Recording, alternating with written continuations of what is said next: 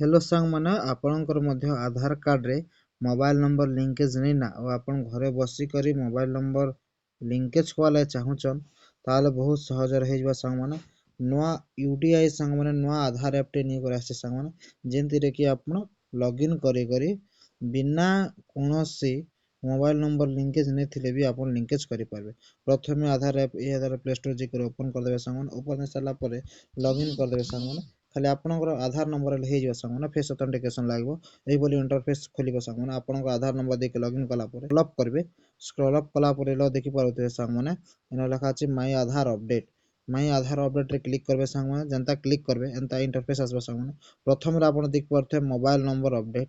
द्वितीय देख पारुथे सांग माने आधार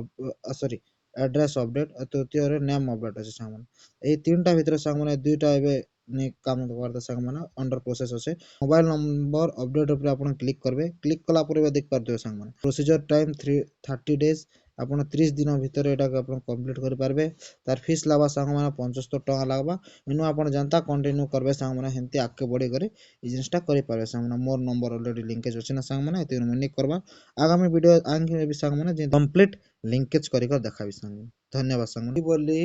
ऑनलाइन रिलेटेड वीडियो देखा चाहूँ निश्चित भाव चैनल को सब्सक्राइब कर रखित सांग माने।